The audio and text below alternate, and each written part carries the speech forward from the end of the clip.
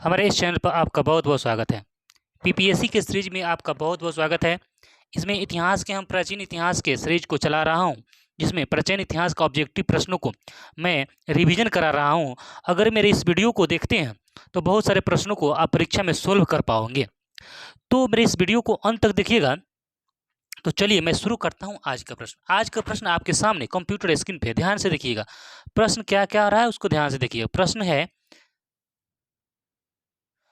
प्रश्न जो है, पहला प्रश्न है वासुदेव कृष्ण। देखिएगा, पहला इसमें प्रश्न जो है सामाजिक इतिहास माने प्राचीन इतिहास के सामाजिक इतिहास यानी महाभारत के इस मतलब इस वीडियो में सिर्फ महाभारत से संबंधित जितने भी प्रश्न बने हुए हैं, महाभारत में जो भी संबंधित जो भी प्रश्न इसमें बने हुए हैं उसका मैं ऑब्जेक्टिव लेकर आया हूं।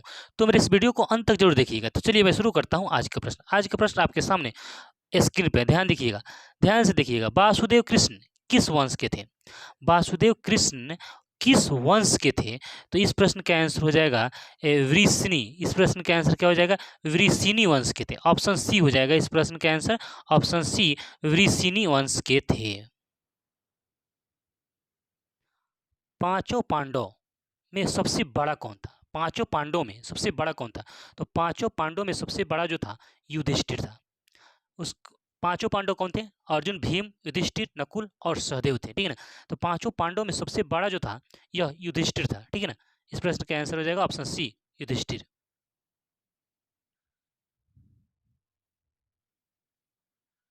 नेक्स्ट प्रश्न है संकर्षण किसका दूसरा नाम था? संकर्षण जो था वो किसका दूसरा नाम है? संकर्षण किसका दूसरा नाम है? तो इस प्रश्न का आंसर हो जाएगा संकर्षण जो था बलराम। बलराम का दूसरा नाम संकर्षण था। बलराम का दूसरा नाम क्या था? नेक्स्ट प्रश्न देखेंगे, सबसे पहले अवतारवाद सिद्धांत का व्यापक निरूपण कहाँ किया गया? सबसे पहले अवतारवाद सिद्धांत का व्यापक निरूपण कहाँ किया गया? तो यह किया गया भगवत गीता में। सबसे पहले अवतारवाद सिद्धांत का व्यापक निरूपण कहाँ किया गया है? तो यह भगवत गीता में इसका निरूपण किया गया है। नेक्स्ट प्रश्न देखेंगे, महाभारत की रचना किस भाषा में हुई है?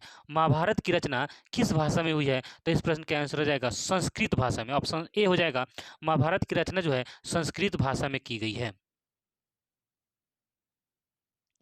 नेक्स्ट प्रश्न है पुराणों की संख्या कितनी है? तो पुराणों की संख्या 18 है। इससे संबंधित कुछ प्रश्नों को जान लेते हैं। पुराणों की संख्या 18, वेद है आपको 4, वेदांग 6, उपनिषद 108। ठीक है ना?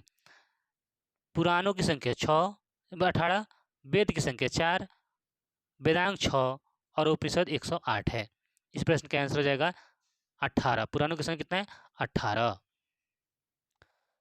नेक्स्ट प्रश्न है श्रीमद् भगवत गीता के महत्व पर किसने विचार व्यक्त किए हैं?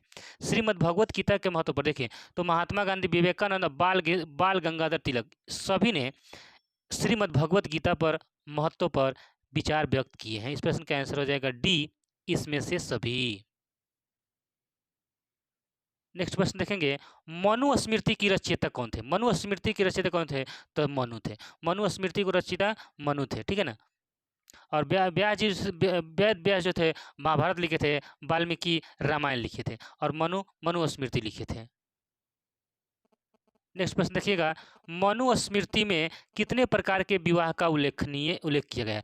तो मनुस्मृति में 8 प्रकार के विवाह का उल्लेख किया गया है, जिसमें 4 जो है प्रशंसनीय विवाह है और 4 जो है निंदनीय विवाह है। वो प्रशंसनीय विवाह कौन सा होता है और निंदनीय विवाह कौन सा होता है, इसको डिटेल से देखने के लिए इसका एक मैं वीडियो बनाऊंगा, आपको डिटेल से समझाऊंगा। अगर आप लोग कमेंट कीजिएगा तो मैं यह ज़रूर बताऊंगा कि विवाह कितने प्रकार के होता है। विवाह 8 प्रकार के होता है। 4 विवाह प्रशंसनीय होता है और 4 विवाह निंदनीय होता है। और 4 प्रशंसनीय कौन कौन होता है और निंदनीय कौन कौन होता है, अगर आप कमेंट कीजिएगा तो मैं इसका एक वीडियो ज़रूर लेकर आऊँगा। नेक्स्ट प्रश्न है महाभारत किसने लिखा है? महाभारत किसने लिखा है? तो महाभारत जो लिखा है वह ऑप्शन डी वेद व्यास ने महाभारत को लिखा है।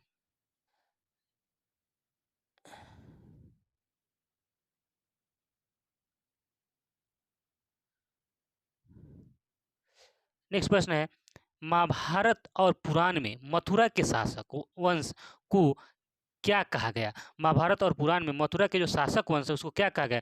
यदु वंश कहा गया। कौन सा वंश? यदु वंश। ऑप्शन सी हो जाएगा इस प्रश्न का आंसर, यदु वंश कहा गया है। नेक्स्ट प्रश्न देखिएगा, प्राचीन भारत के महाकाव्य का नाम लिखिए। प्राचीन भारत के महाकाव्य महाभारत था। कौन था? महाभारत। प्राचीन भारत के महाकाव्य कौन थे? महाभारत। नेक्स्ट प्रश्न देखिएगा, रामायण की रचना किसने की थी? रामायण की रचना की थी, बहुत अच्छा अभी बताए हैं। रामायण की रचना वाल्मीकि जी की थे, मनु ने मनुस्मृति की रचना की है, और वेद व्यास ने महाभारत की रचना किए थे। इस सीरीज को लगाइए और अंत में जरूर कमेंट कीजिएगा तो आप कितने प्रश्नों को सही जवाब दे पाए हैं। दुर्योधन, देखिए बहुत अच्छा प्रश्न है, दुर्योधन की माँ कौन थी? तो दुर्योधन की माँ गंधारी थी। दुर्योधन की माँ कौन थी? गंधारी थी। इस प्रश्न का आंसर हो जाएगा ऑप्शन ए, गंधारी। अगला प्रश्न है, ध्यान से देखिएगा, दुर्योधन की ओर से कौरव पांडव युद्ध में शामिल थे, कौन थे? तो इसमें भीष्म शामिल थे। दुर्योधन की ओर से कौरव पांडव में युद्ध में कौन शामिल थे? तो भीष्म भीष्म शामिल थे। नेक्स्ट प्रश्न है, भीम की पत्नी का क्या नाम था? बहुत अच्छा प्रश्न है। भीम की पत्नी का नाम हिडिंबा था। भीम की पत्नी का क्या नाम था? हिडिंबा था। भीम की पत्नी का नाम हिडिंबा था। द्रौपदी जो थी, पांचों पांडवों ने द्रौपदी को जीत कर रहे थे। गांधारी जो थी वह दुर्योधन की दुर्योधन की माँ थी गांधारी। इस प्रश्न का आंसर हो जाएगा। नेक्स्ट प्रश्न को देखेंगे, गांडीव, गांडीव क्या था? तो गांडीव क्या था? तो अर्जुन का धनुष था। गांडीव जो था, अर्जुन का धनुष को गांडीव कहा जाता था। अर्जुन के धनुष को गांडीव कहा जाता था। नेक्स्ट प्रश्न है, युद्ध भूमि में अर्जुन के सामने की सेना में कौन था? युद्ध भूमि में अर्जुन के सामने की सेना में कौन था? तो अर्जुन के सामने की सेना में देखिए द्रोणाचार्य थे, भीष्म पितामह भी थे और दुर्योधन थे। ये तीनों जो थे, इन्हें इसमें से सभी हो जाएगा।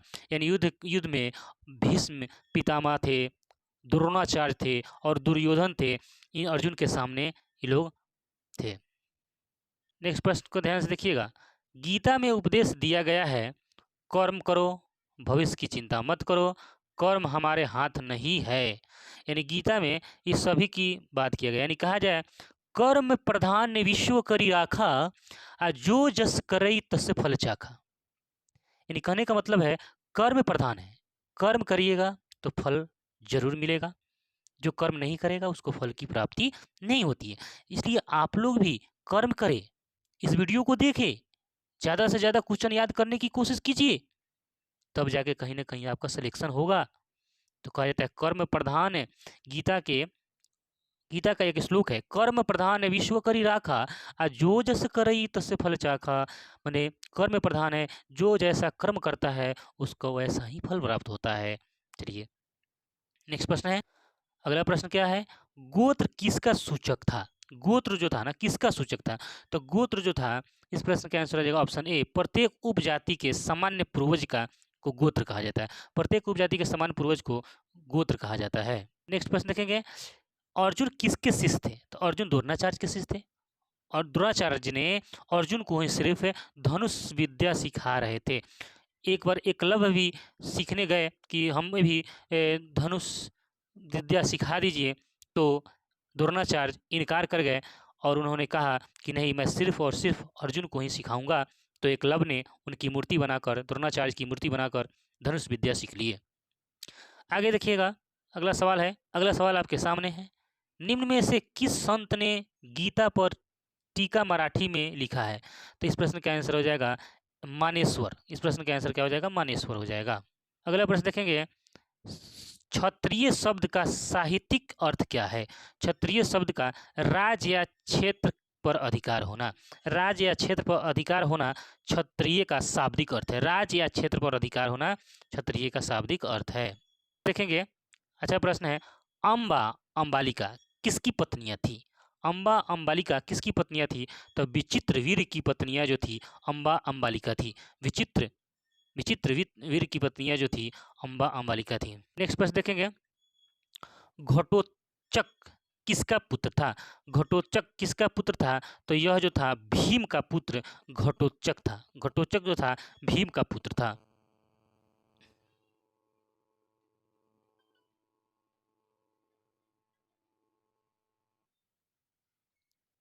नेक्स्ट प्रश्न, गंगा पुत्र किसे कहा जाता है?